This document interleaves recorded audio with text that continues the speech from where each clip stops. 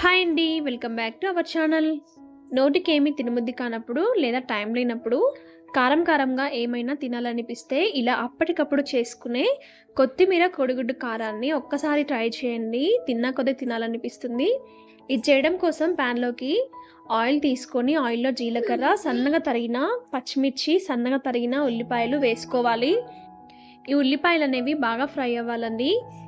ఇందులోనే కరివేపాకు రెమ్మలు కూడా వేసుకొని ఒకసారి అంతా బాగా కలుపుకొని వీటిని ఫ్రై అవ్వనివ్వాలి. ఇవి వేగే లోపల మనం దీనికోసం కారాన్ని పట్టుకోవాలి.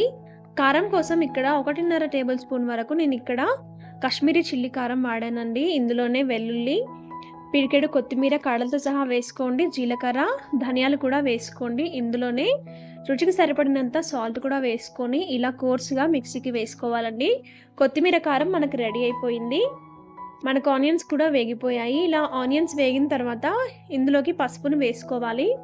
ఇది కూడా వేగాక మనం ముందుగానే గ్రైండ్ చేసి పెట్టుకున్న కొత్తిమీర కారాన్ని ఇందులోకి వేసుకోవాలి. ఈ కారం అనేది కొంచెం పచ్చివాసన పోయేలాగా కాసేపు ఫ్రై చేసుకోవాలి. ఇలా అంతా బాగా ఫ్రై చేసుకున్న తర్వాత ఈ కారాన్ని ఇలా సైడ్ కనుకొని మధ్యలో మనం ఎగ్స్ని పగలగొట్టుకొని వేసుకోవాలి. ఇలా వేసుకోవడం వల్ల ఎగ్స్ కూడా బాగా ఉడుకుతాయండి. నేను ఇక్కడ 2 ఎగ్స్తో అయితే చేస్తున్నానండి. మీరు ఎన్ని ఎగ్స్తో అయినా చేసుకోవచ్చు. ఇలా మధ్యలో పగలగొట్టి వేసుకోవడం వల్ల ఎగ్ కూడా బాగా వేగి టేస్ట్ అనేది చాలా బాగుంటుందండి.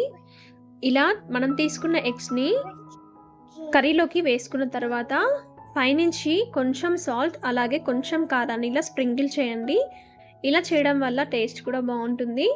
ఇప్పుడు పైనుంచి మూత పెట్టేసి ఒక సైడ్ బాగా వేగేలాగా ఫ్రై చేసుకోవాలి. ఒక సైడ్ బాగా వేగిన తర్వాత మరో సైడ్ ఇలా తిప్పుకోండి. ఎగ్ 2 వైపులా వేగిన తర్వాత కారంలోకి బాగా కలిసేలాగా కలుపుకోండి.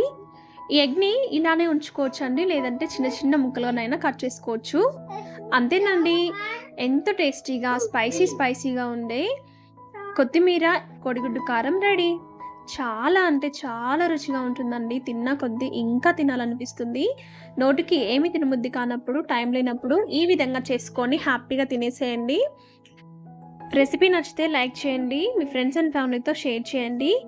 ఇలాంటి మరిన్ని రెసిపీస్ కోసం మన ఛానల్ని సబ్స్క్రైబ్ చేసుకోవడం మాత్రం మర్చిపోకండి. Thank you.